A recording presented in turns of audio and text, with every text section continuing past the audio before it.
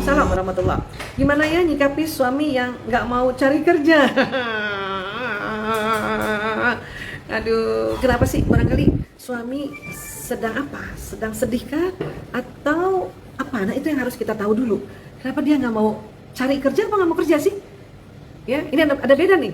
Ada beda. Dia misalnya nggak cari kerja, tapi dia kerja di rumah, ya, bebenah kah, rapiin barang-barang, itu kan juga kerja kan, sudah kerja. Itu juga termasuk kerja, ya. Tapi ada juga yang emang udah nggak mau cari kerja di rumah, ya, nggak kerja apa-apa, bantuin istrinya pun nggak. Nah, ini juga perlu tahu. Kita harus tahu juga kenapa dia begitu. Karena otak laki-laki sesungguhnya Allah kasih ada namanya hipotalamus yang lebih lebar dari perempuan, dan itu hipotalamus itu adalah otak yang bertanggung jawab terhadap pencarian nafkah. Ya, why? Ada apa Suaminda ini? Coba perhatikan sebelum-sebelumnya ada apa? Pernahkah dia kecewa? Pernahkah maaf kita istri itu ngomong sesuatu sehingga dia tersinggung? Atau dia memang dari kecilnya ya dia nggak tahu bagaimana survive ya? Atau mungkin ya stres dia? Kadang ada laki-laki semakin stres semakin nggak bisa apa-apa. Belum lagi nanti ditanya terus sama suaminya, papa gimana sih, Abi gimana sih, kok nggak cari kerja gitu, ya. Nah, jadi itu harus cari tahu dulu, kurang lebih apa kira-kiranya. Karena bisa kan kalau tadi cuma bertanya seperti itu beberapa kalimat kan bisa nggak tahu sebelumnya apa, berapa lama sudah menikah, ya. Bisa jadi watak, ya. Ada beberapa watak itu yang memang kalau berkali-kali misalnya sempat gagal itu ini banget sedih dan jatuh ke emosi apati, ya, merasa putus asa dan akhirnya dia menganggap percuma saya kerja. Percuma saya ini. Ya, kalau ada orang bilang percuma saya kerja, percuma saya ini, percuma saya jadi istri, percuma saya jadi suami, percuma saya jadi anak. Kalau ada kata percuma saya, itu berarti sedang level emosi apati. Itu kalau di level emosi, tangga emosi itu paling bawah itu. Bentar lagi depresi. Ya. Nah, ajak juga barangkali diskusi atau ajak barangkali untuk dia bisa diskusi kepada seorang konselor kah, ada psikolog kah, bisa juga kayak gitu. Atau berdiskusi pada guru-guru kita, pada ustadz kita barangkali gitu ya. Iya, coba deh, ya. Dan di luar itu, ya senantiasa istri mendoakan. Bayangin dia di depan kita waktu kita mendoakan, bayangin ya, kemudian sinyal yang ada di tubuh kita ini masuk ke dalam jantungnya, akalnya. So, bayangin dia juga bisa dengan giat dia mencari kerja dan akhirnya diterima di satu pekerjaan. Atau mungkin dia berwirausaha sendiri. Karena banyak ibu-ibu juga yang dianggap kerja itu kalau di kantor, nggak gitu. Di rumah aja berwira swasta sendiri, wira usaha, apalagi sekarang apa-apa online, itu udah kerja, ya. Jadi ini juga nih, konsep kerja itu apa dulu. Ada juga orang menganggap kerja itu kalau di kantor, atau punten kalau dia misalnya pegawai negeri atau pegawai itu dianggap kerja. Please, ini sekarang lagi kondisi kayak gini, ya ini yang harus dibetulin dulu tuh yang namanya kerja itu, ya bukan seperti itu, ya dia kerja sesuatu dari rumah pun dan bisa menghasilkan, ya untuk bisa ya membantu atau menutupi sandang pangan seperti itu, ya itu sudah kerja, ya. Nah ini semua bisa informasinya karena hanya dapat itu jadi hanya bisa sampaikan seperti ini, ya. Oke. Berikutnya Ashifa Zubimega. Bu Isa, ya, saya selalu istikharah saat meripatnya soal jodoh. Tapi kenapa semua calonnya jadi dijauhkan? Hingga saat ini saya jadi trauma dengan istikharah dan mulai nggak percaya. Hah? Astagfirullahaladzim, innalillahi wa inna ilaihi raji'un. Nggak percaya sama istikharah? Wah. Boleh nggak istighfar dulu? Astagfirullahaladzim. Ya, nah, gini sayang, bisa jadi, ya, waktu istikharah dan setelah istikharah sudah dapat petunjuk, cuman Ananda nggak jeli. Sebut Ananda juga ya, karena masih muda kalinya ya. Ananda nggak jeli sayang, ya. Ananda nggak peka terhadap petunjuk itu, ya. Jadi kadang-kadang karena masih muda ya. Anda masih muda ya, masih muda banget dan belum bisa menerima atau dengan peka itu untuk yang mana yang sesungguhnya ini dari petunjuk ini gitu. Ya, coba deh kalau sudah istikharah senantiasa bilang ya Allah, mohon ya Allah, ya saya mohon ya Allah bisa tahu yang mana petunjukmu ya Allah. Kasih petunjuk lagi ya, bayangin untuk tahu apa hasil dari istikharah ini, kita aja minta petunjuk sama Allah gitu. Ya, nah dan berikutnya kalau memang ternyata si calon-calon ini menjauh, itu berarti memang belum cocok. Udah cari aja lagi yang lain. Bagus dari awal, nggak cocok jadi menjauh. Daripada nanti ya dipaksain dan nanti di rumah tangga lebih parah lagi. Karena kan Ananda Ananda berusahanya lewat istiqoroh, dan itu harus diyakini ya. Dan satu lagi, mungkin Ananda terlalu tergesa-gesa ya.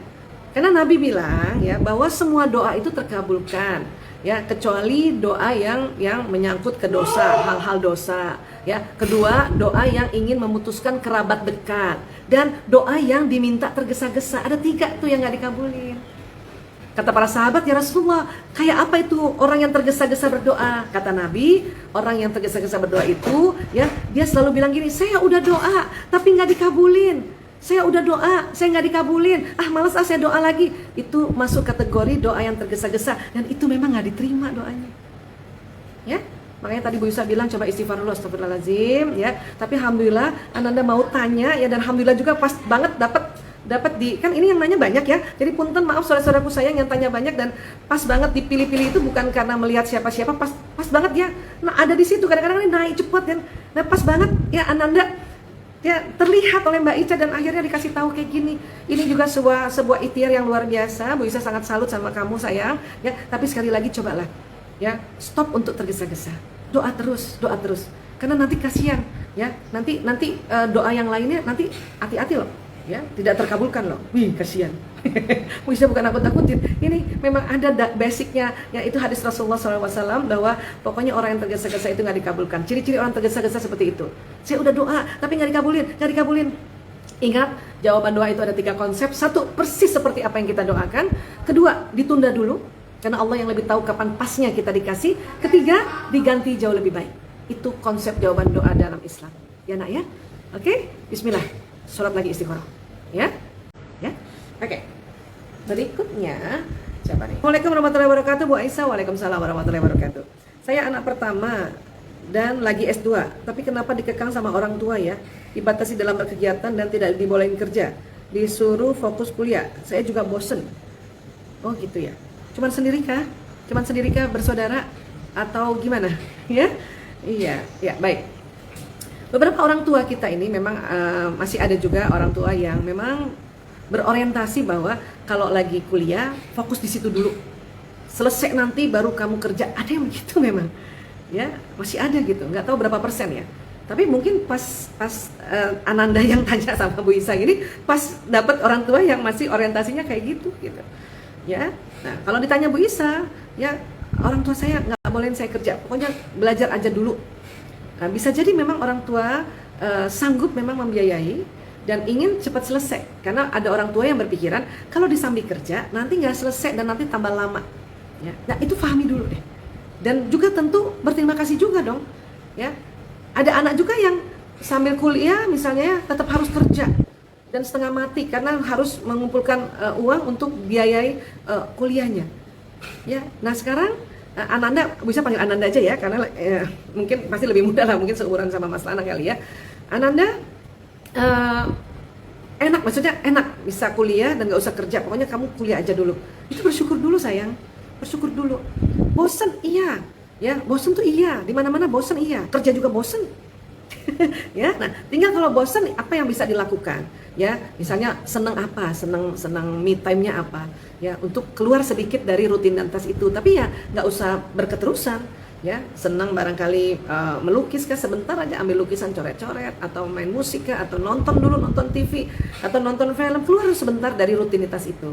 Ya, nanti kalau ditanya kok kamu nggak belajar, bilang saja sama orang tua, Bun, aku sedang refreshing Bun, supaya aku seger kembali dan jadi aku semangat kembali. Paling bilangnya gitu.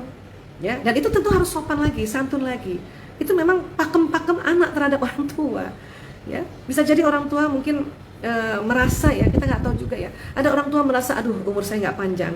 Makanya saya berharap sekali anak-anak betul-betul kuliahnya ya, apalagi kan udah tinggal S2 kan, S2 kan cuma 4 semester. Ya, fokuslah di situ.